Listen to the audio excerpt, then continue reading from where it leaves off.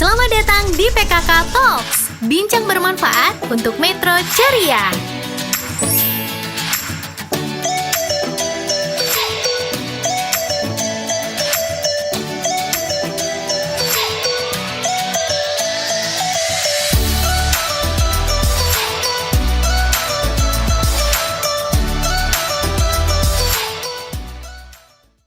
Assalamualaikum warahmatullahi wabarakatuh. Salam sejahtera dan budaya untuk kita semua. Tadi pun selamat jumpa untuk sahabat PKK semuanya. Jumpa lagi tentunya di podcast PKK for Metro Cerianya dengan topik kita di konser itu adalah optimalisasi perkembangan kepada anak.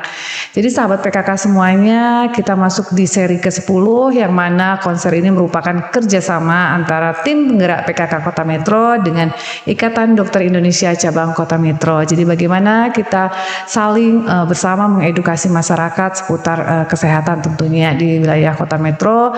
Semoga sahabat-sahabat PKK semuanya akan lebih mengerti dan memahami tentang kesehatan di sini. Baik sahabat PKK semuanya, di seri ke-10 ini di konser dengan tema optimalisasi perkembangan anak, kita akan kehadiran narasumber yang Masya Allah luar biasa, yang sahabat PKK semuanya makin penasaran nih siapa narasumber kita. Saya akan coba untuk membacakan kurikulum vitae beliau. Beliau bernama Dr. Andri Susanto, SPKFR IVOKA ya, IVOKA. Tempat tanggal lahir Jakarta 7 Agustus 1986. Dokter masih muda, udah spesialis sahabat PKK luar biasa.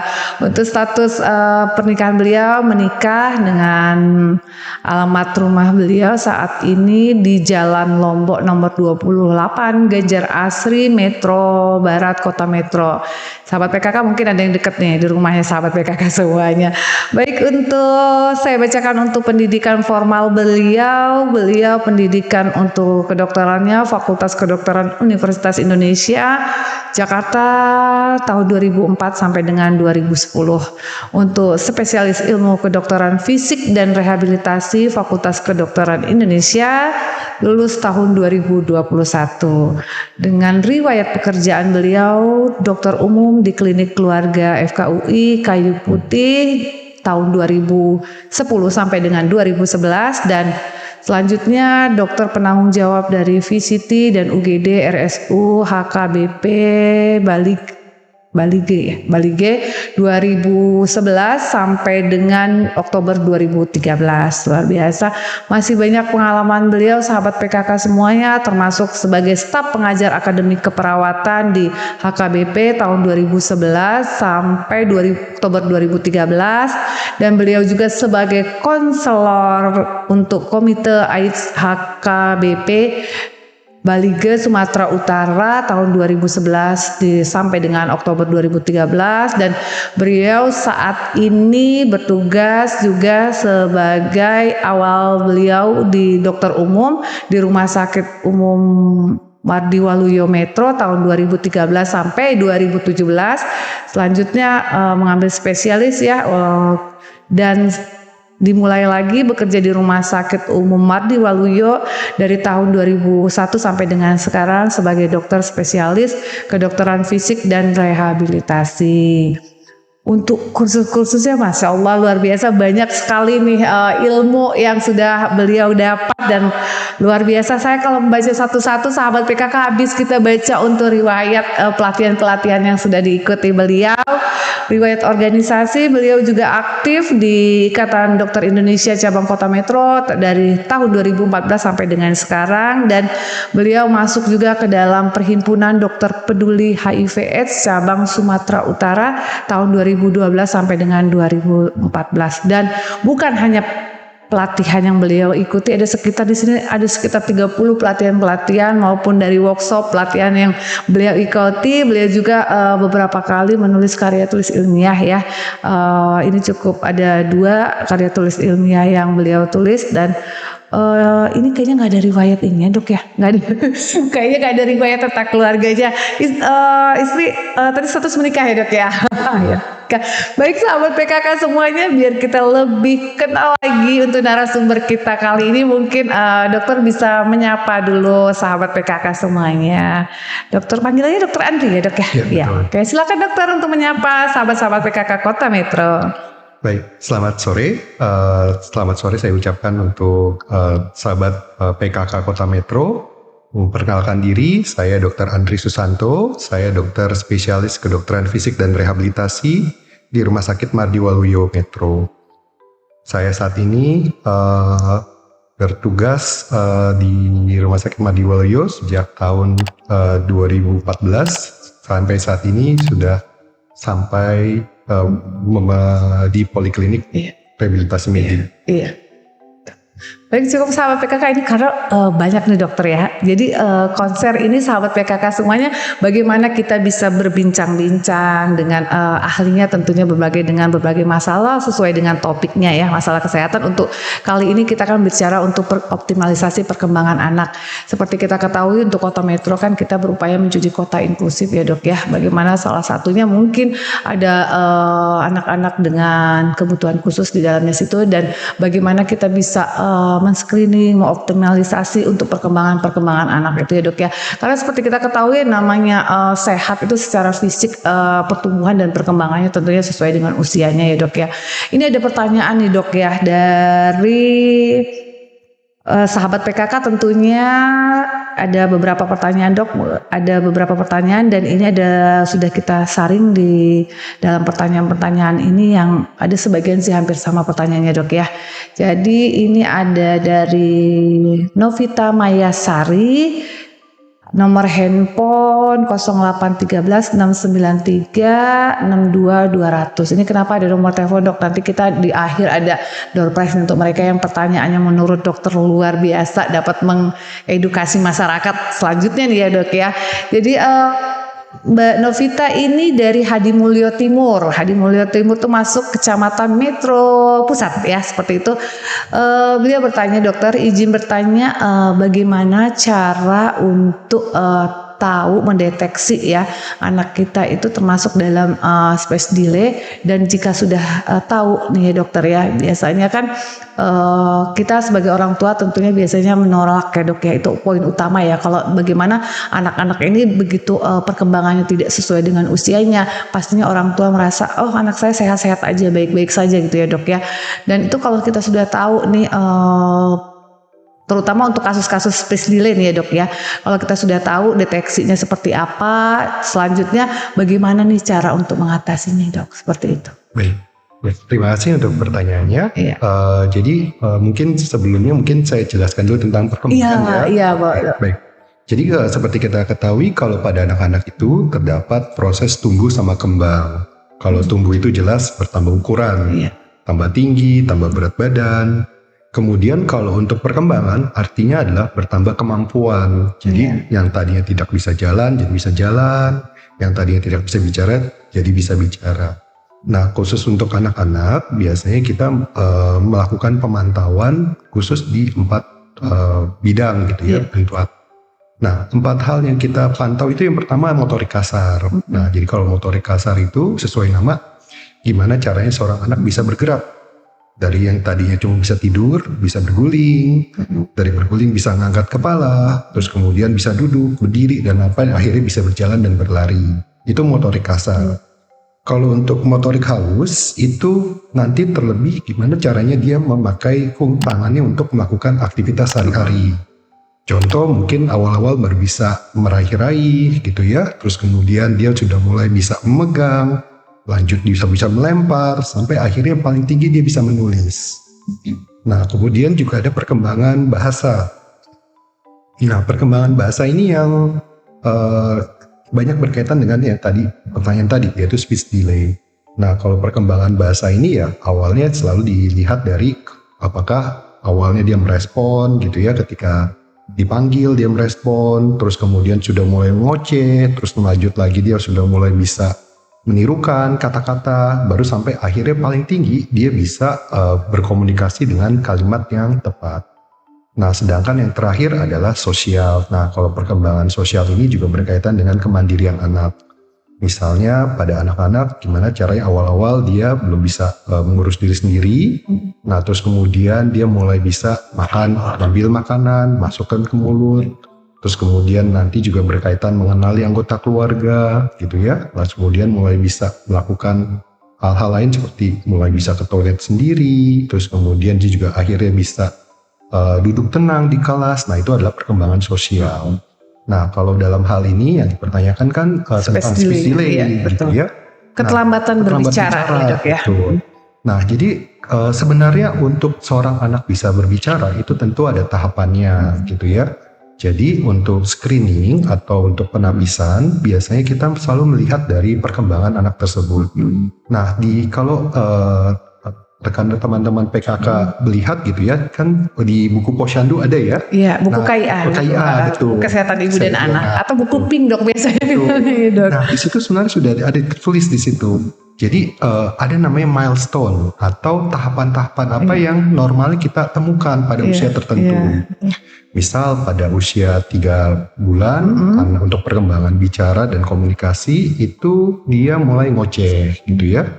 Terus 6 bulan nanti dia sudah mulai ngoceh-ngoceh makin sering, sampai nanti dia akan muncul kata-katanya itu pada saat umur 1 tahun. Jadi kata pertama itu akan keluar pada umur 1 tahun. Jadi mulai 1 tahun itu dia mulai bisa manggil, biasanya sih paling awal dia bisa manggil orang tua dulu. Mungkin Bu atau Pak gitu ya. Nah, disertai dengan 2 atau 3 kata yang lain gitu ya. Nah kemudian nanti sering bertambah lagi usia 2 tahun itu dia sudah mulai ada kemampuan untuk menyusun kalimat. Misalnya tadi cuma bilang kalau mau makan mam gitu ya. Nah terus kemudian dia mulai bisa bilang mau makan, mau mam gitu dia. Sampai akhirnya nanti dia akan berlanjut terus sampai prediksi nanti sekitar usia 7 tahun dia sudah bisa memakai kata-kata yang sesuai dengan untuk berkomunikasi dengan orang lain. Nah, ini tentunya kalau ada anak yang mengalami speech delay, jadi itu enggak serta-merta dia atau terlambat ngomong, enggak. Justru kita bisa melihat apakah perkembangan anak tersebut itu sesuai enggak dengan milestone-nya, dengan sesuai tahapannya. Nah, kalau ada dia sudah mulai ada keterlambatan, kita lihat kok usia 1 tahun belum ada kata-kata keluar. Nah itu perlu diperiksa lebih lanjut gitu. Jadi untuk memastikan ini keterlambatan bicaranya karena apa, tentunya perlu pemeriksaan lebih lanjut. Asesmen ya. Betul, kita butuhkan asesmen. Nah untuk yang asesmen itu juga pasti harus ada kolaborasi ya Dok ya? Betul, biasanya memang kita banyak bekerjasama dengan dokter anak dalam hal ini. Karena tentunya ketika anak tersebut datang berobat ke dokter anak, sejauh dokter anak, biasanya memang dokter anak akan selalu mengakses tidak hanya perkembangan aja, tapi juga pertumbuhan. Apakah berat badannya sesuai, apakah tinggi badannya sudah sesuai, kemudian apakah ada penyakit-penyakit tertentu yang kira-kira bisa mengganggu perkembangan komunikasi. Salah satu yang paling sering itu dari gangguan pendengaran. Jadi misalnya bila ada kecurigaan gangguan pendengaran, memang biasanya anaknya akan dikonsulkan ke dokter THT. Jadi memang benar-benar kalau perkembangan itu tim ya Dok ya, kolaborasi ya Dok ya. Karena untuk melihat kita harus mencari apakah ada hal-hal yang bisa menghambat perkembangan anaknya, apakah ada penyakit tertentu yang bisa menghambat. Nah kalau misalnya semua sudah diperiksa, pendengarannya bagus, terus kemudian sudah diperiksa juga ini tidak ada penyakit yang lain gitu ya, karena ada penyakit-penyakit tertentu seperti anak hiperaktif atau autis, nah itu juga bisa menghambat perkembangan anak. Nah kalau misalnya semua sudah diperiksa, baru kita lihat riwayat asuh di keluarganya bagaimana, pola asuhnya betul. Karena pada belakangan ini kalau kita perhatikan mulai banyak kecenderungan ya, kita bilang kecenderungan, banyak orang tua yang kadang-kadang kalau anak lagi repot gitu ya supaya anaknya anteng, kasih gadget gitu. Dibiarin nonton TV, dibiarin nonton HP gitu ya. Jadi nggak ada stimulasinya ya Dok ya, stimulasinya. Jadi tidak ada stimulasi sama sekali. Karena kalau anak hanya menonton, itu kan hanya satu arah. Tidak ada kewajiban untuk anak itu ngomong gitu ya. Nah, ketika tidak ada kewajiban untuk ngomong, tidak ada interaksi dengan orang lain, itu bisa menjadi salah satu faktor yang bisa menghambat, gitu. Memang di luar itu juga masih banyak faktornya, misalnya faktor kecerdasan. Kalau anak yang dengan kecerdasan yang kurang, perlu waktu lebih banyak untuk belajar bicara. Dan masih banyak yang lain. Jadi memang untuk memastikan penyebab anak terlambat bicara, memang dibutuhkan pemeriksaan lebih lanjut. Terus kalau maksudnya dari segi untuk dokter sebagai tadi ya, dokter spesialis untuk rehab mediknya untuk kasus speech delay ini terapinya biasanya dari mananya dok ya? Betul. Jadi memang ketika kita mengatakan seorang anak ada keterlambatan perkembangan bicara, memang kita dari bidang saya sebagai dokter spesialis dokter dan rehabilitasi, memang akan berusaha mencari tahu kira-kira ini penyebabnya dari mana, gitu ya. Kita lihat seperti tadi, apakah ada penyakit penyerta, fungsi pendengarannya baik atau tidak, terus kemudian bagaimana pola asuhnya di rumah, gitu ya, dan apakah hanya speech delay saja atau memang ada gangguan perkembangan yang lain, misalnya ada gangguan perkembangan motorik dan sebagainya, sehingga nanti kita coba lihat mana yang kira-kira bisa kita tata laksana lebih dahulu. Jadi dari hasil asesmen itu, jadi dokter bisa tahu bagian mana nih yang bisa dilakukan untuk mengatasi daripada speech delay gitu ya dok ya. Baik, sahabat PKK semuanya luar biasa. Tadi untuk deteksi tentunya sahabat PKK semuanya tahu kan buku kesehatan ibu dan anak atau buku PINK atau dulu katanya itu buku posyandu, jadi tidak ya sahabat PKK semuanya. Buku kesehatan ibu dan anak itu bisa kita pergunakan, bisa kita kemanapun nanti pada saat kita butuh untuk pelayanan kesehatan itu bisa kita baca ya sahabat PKK semuanya. Jadi di dalam buku KIA itu selain ada catatan kesehatan, di situ juga ada untuk media edukasi termasuk bagaimana men-screening tadi untuk tahapan perkembangan itu ada milestone-nya sesuai dengan tahapannya, sesuai dengan usianya itu ada di buku KIA. Jadi tolong sahabat PKK mari kita pahami bersama untuk buku KIA ya dok ya, jadi bisa sebagai acuan kita untuk pengetahuan, sudah tahu bagaimana kita mengimplementasikan dan melaksanakannya ya terutama seperti itu. Jadi sahabat PKK semuanya bahwa buku KIA itu buku untuk balita tersebut mulai dari ibu hamil sampai dengan balita itu tolong untuk dipelajari bersama dan bisa dipergunakan ya. Jangan ada lagi yang disimpan di posyandu dok, karena biasanya takut hilang bukunya, ini bukader taruh aja nih di posyandu. Nah itu seperti itu. Dan sekarang kalau misalnya mau ke dokter, misalnya ke dokter juga bisa hasil asesmen dan lain sebagainya kan bisa melihat dasar daripada buku KIA itu ya dok ya, seperti itu ya dok ya. Baik, terima kasih dokter untuk pertanyaan yang pertama sudah terjawab sahabat PKK semuanya. Mudah-mudahan bisa mewakili sahabat-sahabat PKK semua. Jadi Mbak Novita Mayasari mudah-mudahan dapat terjawab ya. Untuk selanjutnya dokter, ini ada Bu Epi Merliana, kebetulan beliau sebagai Ketua Tim Penggerak PKK Kecamatan Metro Barat. Jadi dokter kayaknya rumahnya di Metro Barat ya, dan warganya di dokter ya. Jadi telepon beliau ini sudah ada 89 50 11 820 709. Banyak dok borong pertanyaannya nih dok ya. Jadi ada 3 pertanyaan. Yang pertama adalah, dokter, anak saya laki-laki usia 10 tahun dengan tinggi badannya 140 cm dengan berat badannya 30 kg. Pertanyaannya, apakah sesuai anak tersebut dengan tinggi badan anak saya dengan berat badannya? Karena makanannya banyak tetapi dia tipe anak yang aktif. Ini kayaknya untuk dokter lebih ke itu ya dok ya. Tapi nanti mohon dijelaskan sedikit aja dok ya.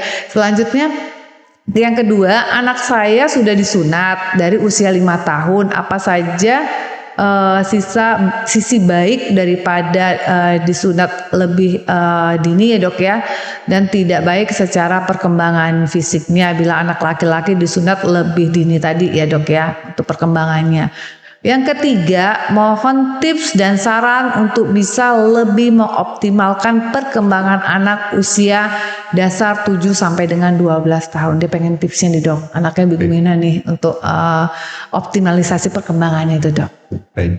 Ada 3 dok, tadi tahu ya. Baik. Ya, mungkin untuk jawaban yang pertama dulu. Pertanyaan pertama kan mengenai pertumbuhan gitu ya. Jadi memang kalau untuk kita melihat apakah pertumbuhan anak kita itu sudah sesuai atau belum, lagi-lagi kita bisa lihat di buku kajian. Grafik Ada ini ya, grafiknya, betul. JIT Karena score ya. pada anak-anak dia berat badan dan tinggi badannya harus selalu bertambah. Gitu. Kalau misalnya dalam 2 kali pengukuran itu berat badan atau tinggi badannya tidak bertambah, nah itu sudah saatnya dicari penyebabnya. Tapi kalau ini ya dok ya, dia usia, maaf dok kan usia 10 tahun, kan kalau buku kayak sampai 6 tahun ya dok, dia bisa pakai IMT ya dok ya? Betul. Nah jadi kalau misalnya dia sudah di atas usia itu, memang sudah tidak ada lagi grafiknya, tapi biasanya memang kita ngelihat dari indeks massa tubuh. Nah, indeks massa tubuh ini nanti bicaranya adalah dia dengan cara tinggi badan, berat badan dalam kilogram itu dibagi dengan tinggi badan dalam meter kuadrat. Dalam meter kuadrat. Nah, nanti dapat nilai indeks massa tubuhnya. Nah, indeks massa tubuhnya nanti kita bisa lihat apakah dia berat badannya berlebih, apakah indeks massa tubuhnya dia cukup atau kurang. Dari salah satu caranya untuk dari situ. Nah, kalau untuk yang pertanyaan kedua itu untuk yang sunat tadi dok. Untuk faktor perkembangan fisiknya bila anak laki-laki disunat lebih dini. Oke, baik. Jadi memang kalau untuk sunat, memang biasanya kita bisa melihat kalau sunat itu kan memang ada 2 alasan ya. Apakah ada alasan karena faktor kesehatan, bisa juga karena faktor religius gitu ya. Nah kalau untuk faktor kesehatan tentu ini sangat tergantung apakah ada penyakit tertentu yang dialami oleh anak tersebut. Misalnya pada kondisi-kondisi seperti fimosis, ada gangguan pada saluran kemihnya. Nah itu mungkin akan diperlukan sunat lebih awal gitu, tapi tentu dilakukan oleh dokter biasanya atau dokter bedah. Nah untuk perkembangannya sendiri memang sejauh ini sih tidak ada yang menunjukkan bahwa ini nanti perkembangannya bisa terganggu kalau lebih cepat atau lebih lambat gitu, ada gangguan perkembangan enggak. Karena bagaimanapun namanya sunat kan memang ketika dilakukan memang akan butuh waktu untuk sembuh. Tetapi ketika sudah sembuh biasanya tidak ada masalah yang berarti untuk gangguan perkembangannya. Nah, untuk yang ketiga, tips untuk mengoptimalkan tumbuh kembang anak gitu ya. Jadi memang ini nanti sangat tergantung dari usia anak gitu ya. Jadi kalau untuk prinsip yang pertama untuk mengoptimalkan tumbuh kembang anak, pertama adalah yang pertama berat badannya harus bagus. Berarti nutrisinya harus cukup. Karena kalau misalnya berat badan anak itu kurang, otomatis ya namanya anak kurus, ototnya kecil. Nah kalau ototnya kecil tentu lebih capek atau lebih susah untuk bergerak. Jadi yang pertama nutrisinya harus cukup, gitu ya. Nah biasanya kita pantau nutrisi ini cukup atau enggak biasanya dari kenaikan berat badan. Nah itu bisa dipantau di posyandu. Kemudian yang kedua adalah kita juga bisa melakukan kita bilangnya stimulasi gitu. Nah kalau stimulasi ya kembali lagi ke usia berapa. Sesuai dengan usianya. Stimulasi juga selain deteksi berdasarkan tahapan milestone usianya, begitu juga dengan stimulasi ya dok. Betul, ya seperti itu. Jadi kalau untuk stimulasi, nah contoh misalnya kalau untuk anak-anak usia di bawah 6 bulan, itu kan perkembangan awal motorik kasar yang terjadi itu kan berguling gitu ya. Nah ketika dia berguling, terus kemudian setelah dia bisa berguling, kemudian nanti dia mulai mengangkat kepala. Lalu kalau dia sudah didudukin, dia berusaha untuk menahan kepalanya supaya tidak jatuh ke depan. Nah itu tentu akan bisa kita stimulasi. Caranya salah satunya dengan kita latih anaknya pada saat digendong, kepalanya lebih tinggi, lebih tegak. Lalu pada saat ketika dia otot lehernya sudah mulai kuat, dia sudah mulai mengangkat. Nah kita bisa coba digendong dalam posisi duduk tegak, nah tapi kepalanya tidak bersandar. Nah itu salah satu trik yang bisa dipakai untuk melatih kekuatan ototnya. Nah kalau untuk perkembangan bahasa, komunikasi, nah yang perlu kita lakukan yang pertama selain kita lihat, kita awasi gitu ya, ada nggak nih kira-kira gangguan pendengaran. Taunya ada gangguan pendengaran, biasanya kita bisa lihat sewaktu-waktu, misalnya ketika dipanggil atau ada suara, dia noleh mencari-cari sumber suara. Terus kemudian ketika kalau misalnya anaknya sudah lebih besar, biasanya kalau dipanggil dia menoleh, tahu kalau dia dipanggil. Nah, terus kedua yang bisa dilakukan lagi kalau untuk bicara itu ya kita harus sering ajak ngomong, Stimulasi ajak bicara, itu ya dok ya. terus kemudian ajak main gitu ya. Nah, baru dari situ kalau misalnya dia sudah lebih besar lagi, dia sudah mulai paham apa yang kita ucapkan. Nah, orang tua bisa bacain cerita sebelum tidur. Karena dengan bercerita gitu ya, itu juga melatih perkembangan komunikasi anak. Karena bagaimanapun juga, anak itu belajar bicara dari menirukan. Iya betul. Jadi kalau orang tuanya tidak pernah ngomong atau jarang ngomong, pelit ngomong, ya anaknya tidak belajar meniru dari orang tuanya. Jadi memang peranan orang tua dan orang-orang yang ada di sekitar anak itu sangat penting untuk perkembangan bicara anak. Jadi tidak boleh anaknya kita lagi sibuk kasih aja gadget, tapi justru kita aman di orang tuanya dok ya, tapi tidak aman di anak. Iya betul. Justru untuk anak-anak yang seperti kalau kita berharap anak kita bicaranya cepat gitu ya, cepat bisa bicara, ya memang akan dibutuhkan kita bilangnya ketelatenan. Anggap aja kayak investasi. Iya betul. Nah, kita menginvestasikan waktu dan tenaga untuk menstimulasi anak kita. Biasanya nanti perkembangannya pasti lebih bagus daripada anak yang tidak distimulasi sama sekali. Iya gitu. Seperti itu. Masya Allah Bu Epi, mudah-mudahan terjawab semuanya ya, luar biasa. Dokter, ini kebetulan ada yang SMS dok ya. Tahu aja dok, lagi ngobrol-ngobrol sama dokter. Ini ada dari komunitas dok ya, komunitas Kopala ya atau autis ya dok ya. Itu termasuk juga ada sih bagian juga anggotanya itu yang anaknya itu dengan cerebral palsy ya dok ya, yang itu kan mungkin butuh ketekunan banget nih dok ya untuk ketemu dokter lah ya ibaratnya ya, ketemu dokter butuh ketekunan. Nah itu maksudnya apalagi kan kemarin ada bermasalah sih untuk hal-hal yang seperti itu, apalagi udah cover BPJS atau lain sebagainya nih, untuk mereka orang-orang tua yang memiliki anak istimewa tadi ya, misalnya dengan cerebral palsy kan harus ada berapa paket nih dok ya, harus yang terpenuhi gitu untuk dilakukan terapinya oleh dokter lah yang misalnya. Nah itu mungkin wawasan dari mereka juga apa nih sekiranya yang bisa dilakukan di rumah untuk itu, atau apa dulu deh pengertian cerebral palsy gitu dok ya. Termasuk juga mungkin sebenarnya ada autisnya juga ya di situ dok ya. Kadang tadi bicara komunikasi juga kadang kita kan mengabaikan itu ya dengan anak ya, padahal sebenarnya kalau secara teori aja dari hamil aja harus sering kita ajak ngomong ya dok ya, sehingga komunikasi itu tidak bagus tadi, sehingganya mungkin ada bentuk penyimpangan lah perkembangan di situ, salah satunya autis gitu loh ya dok ya. Itu gimana dok? Jadi mungkin saya coba sedikit menjelaskan tentang cerebral palsy. Cerebral palsy dok. Jadi untuk cerebral palsy sesuai nama ya, cerebral itu otak, palsy itu kelumpuhan syaraf gitu. Jadi sebenarnya cerebral palsy ini sebenarnya adalah suatu kondisi di mana seorang anak tersebut dia mengalami masalah pada sistem syaraf pusat di otaknya. Penyebabnya bisa macam-macam. Bisa karena riwayat cedera, ada pada saat persalinan lama sehingga tidak mendapatkan oksigen yang cukup otaknya.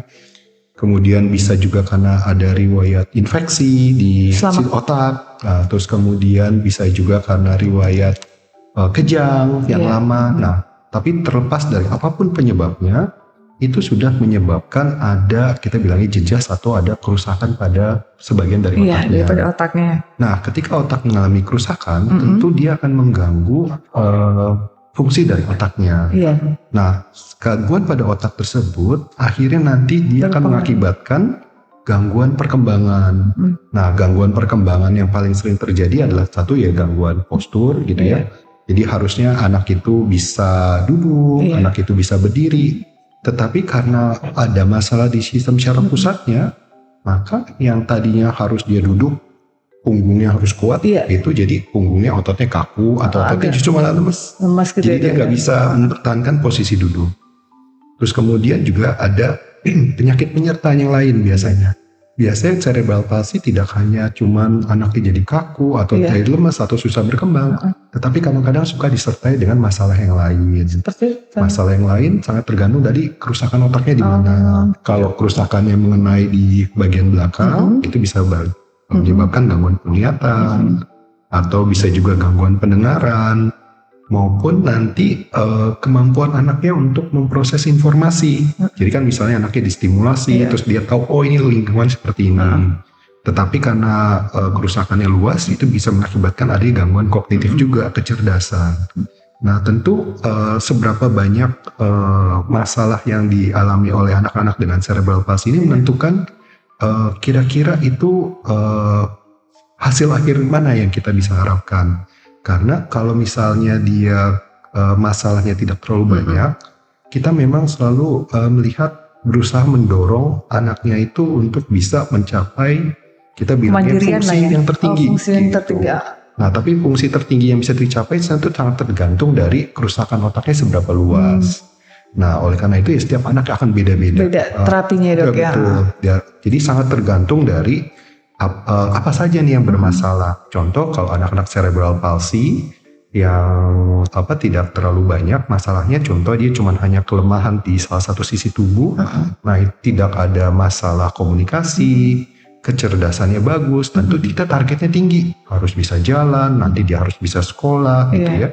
Tetapi akan sangat jauh berbeda kalau anak yang cerebral palsy yang dia kenanya tubuh kiri kanan gitu ya, keempat ekstremitasnya itu ada kekakuan, terus kemudian dia juga ada gangguan gangguan kognitif gitu ya. Tentu itu targetnya sangat berbeda. Jadi kita tidak bisa menggeneralisir karena memang masing-masing anak itu dengan cerebral palsy itu mereka punya kondisi masing-masing dan apakah ada penyulit juga nggak dalam untuk mencapai perkembangan yang kita harapkan. Tapi pada saat tapi yang bisa saya sampaikan memang intinya adalah ketika kita menjadi seorang orang tua dari pasien dengan cerebral palsy, itu memang tantangannya besar, gitu ya. Tantangannya akan besar, tetapi bagaimana kita bisa terus tidak putus asa, gitu ya. Semangat kita ya, tetap semangat, gitu ya. Karena memang kalau anak-anak dengan cerebral palsy itu mereka pasti akan butuh waktu lebih lama untuk bisa mencapai milestone yang anak normal mungkin cepat. Tapi kalau anak cerebral palsy bisa tercapai, bisa juga susah banget tercapainya. Nah, itu bisa beda-beda. Oleh karena itu butuh semangat dan kemudian juga kita juga harus mulai meningkatkan gitu ya. Kita banyak berserah sama Yang Maha Kuasa karena bagaimanapun juga anak itu kan dititipkan ke kita gitu ya. Jadi bagaimana kita bisa melakukan apa yang kita bisa untuk membantu anak tersebut. Tapi biasanya kan kalau kita ketemu dokter tuh ya, orang tua itu kan dikasih terapi tuh ya dok ya. Nah misalnya itu bisa juga nanti dilanjutkan di rumah ya dok ya, seperti itu ya. Betul. Jadi untuk program latihan setiap anak itu pasti beda. Contoh kalau misalnya anak cerebral palsy dia kekuatan otot punggungnya belum kuat untuk duduk, ya otomatis latihannya adalah bagaimana kita menguatkan kekuatan otot di daerah punggung, terus kemudian bagaimana kita ngajarin anaknya ini loh kalau kita mau duduk supaya stabil tangannya harus menopang. Nah itu kadang-kadang untuk mencapai hal itu aja butuh perjuangan. Jadi memang untuk program latihan biasanya nanti biasanya anak-anak cerebral palsy itu kan nanti kita lihat apakah hanya butuh fisioterapi saja atau dia juga butuh terapi okupasi untuk misalnya ada masalah atensi, motorik halusnya ya dok ya. Betul. Atau dia juga ada gangguan komunikasi juga yang harus berarti sama itu terapi bicaranya ya dok ya. Jadi memang untuk penanganan cerebral palsy ini pasti tidak hanya melibatkan satu dokter aja, tapi juga mungkin melibatkan banyak dokter. Kayak contoh kalau ada gangguan pendengaran, kembali lagi dokter THT. Kalau kita curigai ini anaknya kayaknya nggak terlalu merespon kalau kita kasih stimulasi visual, mungkin ada gangguan penglihatan. Nah kita coba periksakan ke dokter spesialis mata. Dan kalau misalnya dia ada kejang, kalau misalnya dia ada penyulit yang lain gitu ya, atau ada infeksi, nah otomatis dokter spesialis anak pasti harus berperan gitu. Jadi memang kolaborasi dok ya. Untuk anak dengan cerebral palsy karena masalahnya bisa sangat bervariasi, tentu kolaborasi antar dokter dan dengan terapis gitu ya itu harus kuat. Karena nggak bisa jalan satu-satu, kita harus jalan bareng-bareng. Iya. Untuk bisa mental pasien. Tetap semangat ya, pasti jadi semua hasil itu tidak nyalahi proses. Maksudnya pasti dari proses tuh hasilnya kalau kita memang benar-benar tekun ya dok ya, pasti hasilnya akan lebih baik ya dok ya. Butuh kesabaran dan semangat tadi ya dok ya, seperti itu. Ini ada pertanyaan dokter. Tadi kalau yang itu dok, kalau yang autis itu gimana dok? Ya, jadi Sama kalau autis mungkin Lebih sedikit ke tentang motorik. autis ya. Ah, ah. Jadi kalau autis itu mungkin bahasa eh, itunya kita adalah gangguan di mana seorang anak gitu ya, paling saya kan ketemu pada saat anak. Iya, sosial nih Jadi, itu ya, Dok jadi ya. betul. Jadi dia terjadi hambatan untuk melakukan komunikasi sosial yang sifatnya resiprokal. Resiprokal itu maksudnya gini, ketika saya bicara, ketika ada orang lain berbicara, kita bisa merespon. Iya. Nah, dia tidak bisa memberikan respon yang sesuai, gitu. Jadi kalau beberapa beberapa artikel suka bilangnya dia punya dunia sendiri, gitu, karena dia tidak terlalu merespon komunikasi sosial dengan orang lain. Tapi untuk terapi yang dokter berikan untuk anak itu seperti itu ada? Nah, biasanya untuk anak autis, biasanya kondisi autis itu bisa mengakibatkan adanya gangguan perkembangan. Jadi memang ya seperti tadi, kalau misalnya gangguan perkembangan yang paling sering ditemukan ya biasanya perkembangan komunikasi dan juga sosial. Nah, kalau misalnya untuk gangguan komunikasi, biasanya tadi dia cenderung diam, tidak terlalu merespon gitu ya. Jadi sehingga kita mungkin akan perlu untuk fokus untuk menstimulasi perkembangan bicaranya. Kemudian kita lihat juga apakah dia bisa perkembangan sosialnya bagus, apakah dia bisa mandiri gitu ya, atau dia masih sangat tergantung dari orang lain. Nah, kalau misalnya dia sangat tergantung pada orang lain, salah satu latihan yang bisa kita berikan ya salah satunya bisa dibantu oleh terapi okupasi, yaitu fokus untuk melakukan aktivitas kehidupan sehari-hari gitu ya. Bagaimana kita ngelatih pasiennya supaya dia bisa berpakaian, bisa makan sendiri gitu ya. Jadi kita kejar ke arah kemandiriannya juga. Tergantung nanti kondisi anak autis pun juga beragam. Ada yang ringan sampai yang berat. Juga ya, Dok ya. Jadi memang tapi sebaiknya kita juga perlu berhati-hati untuk bilang anak ini autis atau tidak, karena diagnosis autis itu berlaku seterusnya. Jadi memang sebaiknya memang diperiksakan lebih lanjut.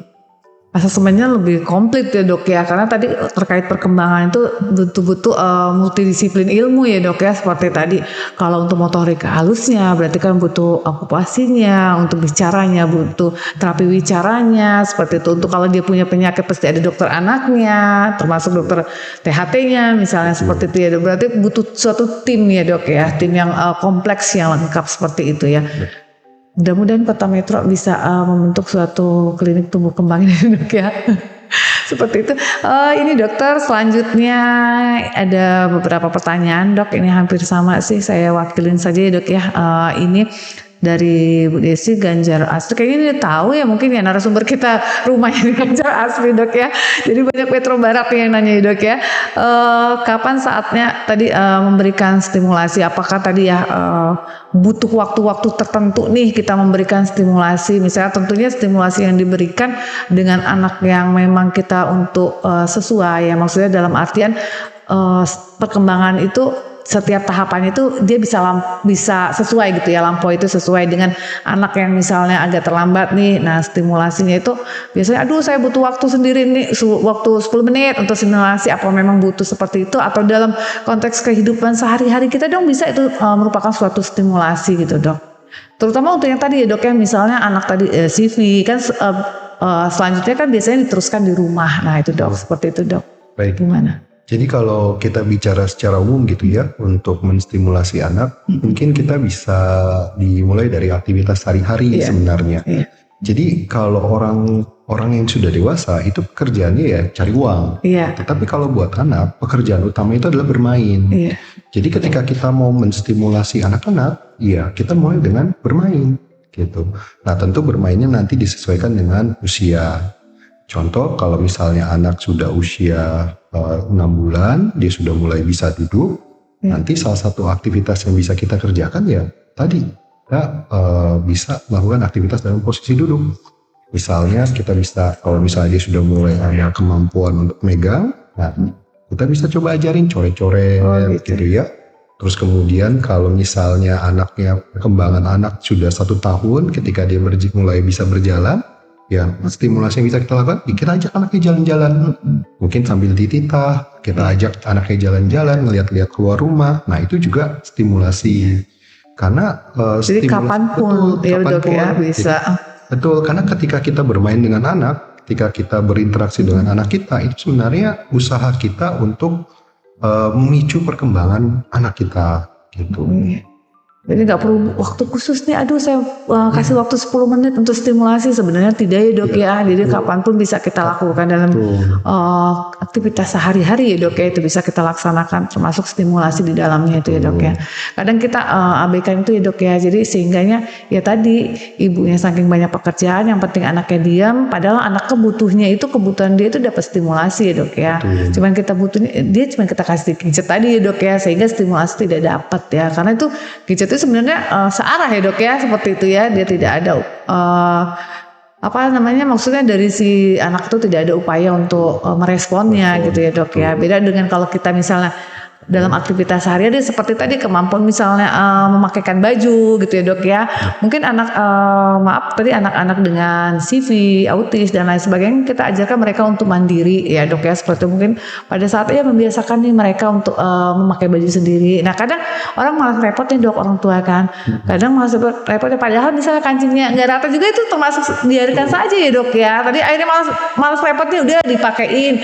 Begitu juga sepatu ya dok ya, udah dipakein, padahal terutama untuk anak-anak tadi yang dengan anak-anak istimewa tadi dengan kebutuhan khusus, itu kita upayakan kalau orang tuanya sepanjang hidupnya bisa mendampingi dia ya dok ya. Kalau enggak kan terutama poinnya dia bisa mandiri ya dok ya. Terutama seperti itu ya dok ya. Karena kalau untuk perkembangan anak salah satu hal yang bisa dilewati itu nanti salah satunya adalah membentuk persepsi yang baik. Persepsi itu maksudnya seperti ini. Contoh ketika anak mau pakai baju, jadi seorang kalau mau pakai baju kan dia harus tahu ini tangan yang sebelah kanan atau yang kiri. Ya. Terus kemudian dia bagaimana caranya masukin kancing. Terus kemudian gimana cara taunya nih atas bawahnya sudah sama gitu ya, kancing atas sama bawah nggak ketuker. Nah itu tentu pasti akan butuh latihan. Jadi memang kata kuncinya sebenarnya adalah untuk anak-anak dia akan bisa berkembang kalau dia melakukan hal yang baru.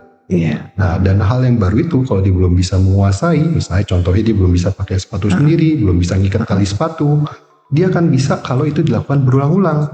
Dan dia jangan takut anaknya melakukan kesalahan atau butuh waktu lebih lama. Karena justru kalau anak kita melakukan itu gitu ya, dia belajar untuk pakai tali sepatu sendiri, terus kemudian kok lepas lagi, oh ini loh kamu harusnya ikatnya lebih kuat. Nah seperti itu. Jadi anak kita tuh belajar dari kesalahan. Tetapi dengan kita melakukan kesalahan, dia tahu mana yang benar, cara yang lebih efisien, dan akhirnya nanti dia bisa mandiri. Karena kalau yang mau kain terus orang tuanya, ya nanti yang tambah jago ya orang tuanya. Ya dok ya. Anaknya nggak bisa. Iya itu sih kadang yang kita salah persepsi sama orang tua, bahwa perkembangan itu merupakan suatu proses belajar ya dok ya. Di situ ya. Kalau nggak kita kasih pembelajaran itu sama anak, tentunya dia ya tadi tidak bisa melampaui tahapan-tahapan atau milestone daripada perkembangan sesuai dengan usianya ya dok ya, seperti itu.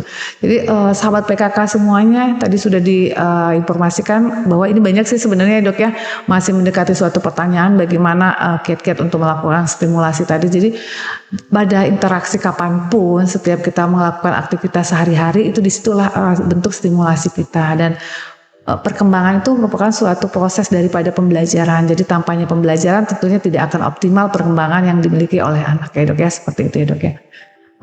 Selanjutnya ini ada pertanyaan. Tadi kalau pertanyaan sebenarnya hampir mirip antara pertanyaan Sinta, Desi, Mbak Opsi ya tadi terkait untuk perkembangan ya dok ya.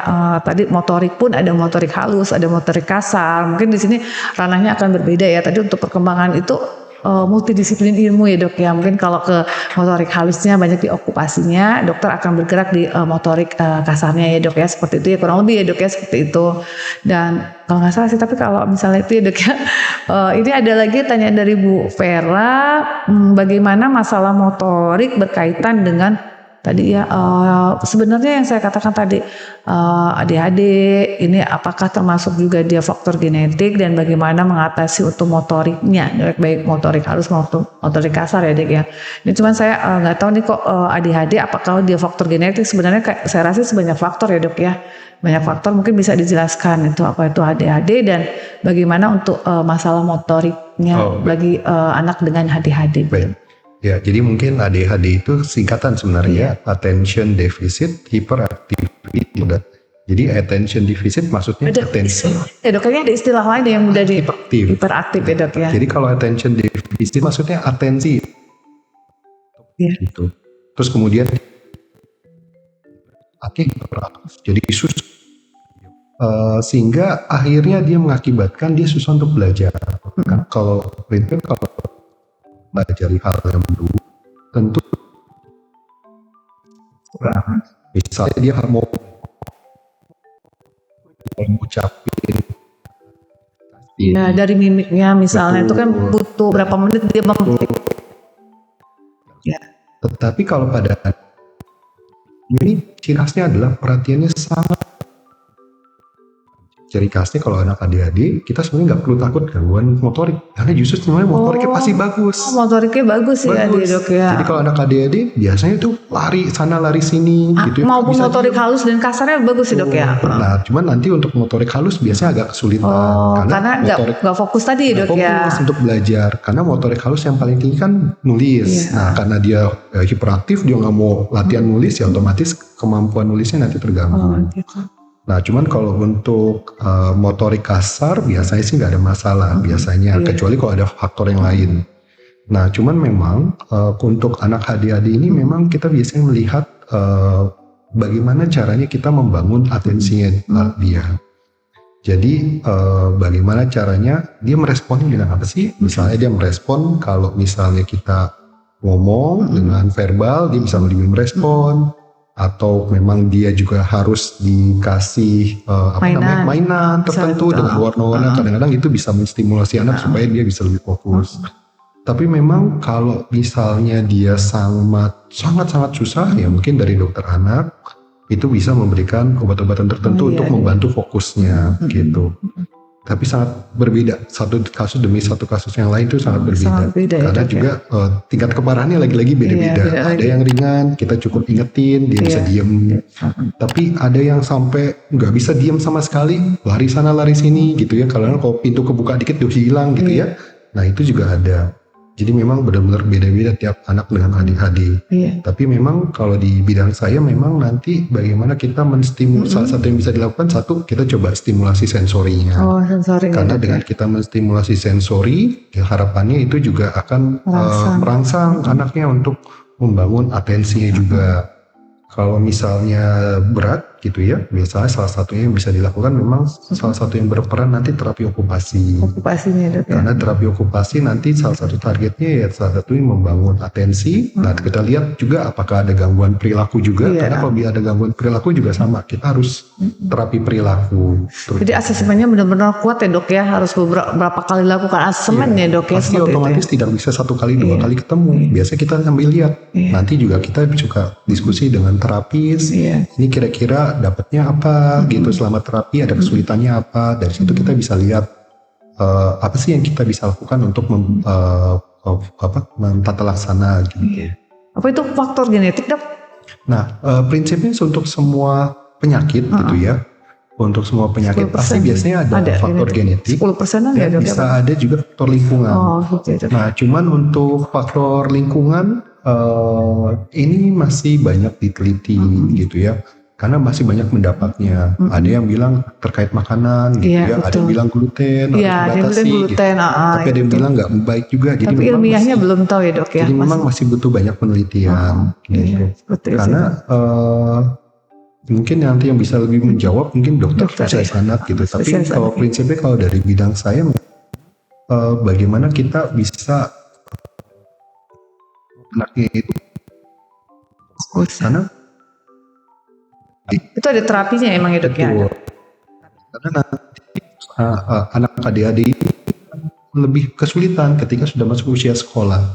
Iya betul. Karena ketika nanti dia masuk usia sekolah harusnya kan dia bisa duduk memperhatikan gurunya. Nanti biasanya laporan dari gurunya ini anaknya nggak mau diam, lari terus. Gitu. Benar, ya emang benar dok.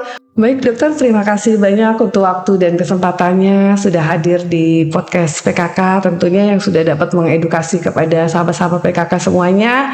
Dan kami ucapkan terima kasih, semoga bisa menjadi narasumber kami di tema-tema berikutnya.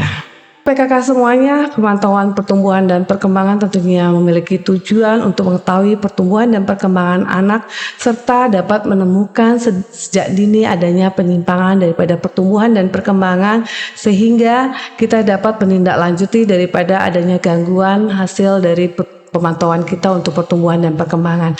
Serta pertumbuhan dan perkembangan, terutama untuk perkembangan, bisa kita optimalkan dengan sesering mungkin kita melakukan stimulasi kepada anak-anak kita agar perkembangannya lebih optimal lagi.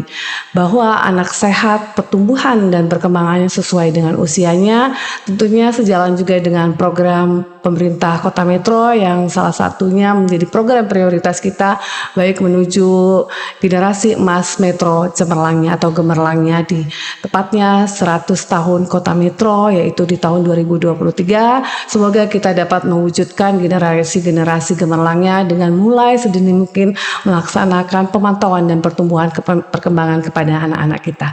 Baik sahabat PKK semuanya, demikian untuk konser kita di seri ke-10 ini. Semoga kita akan ketemu lagi di konser-konser dengan tema-tema berikutnya tentunya bersama narasumber-narasumber yang luar biasa yang hebat-hebat semuanya bersama organisasi Ikatan Dokter Indonesia Cabang Kota Metro dan kerjasama dengan PKK tim penggerak PKK Kota Metro di acara konser. Baik, sampai jumpa semuanya. Sahabat PKK semuanya, saya selaku host mohon maaf jika ada hal-hal yang kurang berkenan. Saya akhiri. Wassalamualaikum warahmatullahi wabarakatuh. Sampai jumpa. Selamat datang di PKK Talks, bincang bermanfaat untuk Metro Ceria.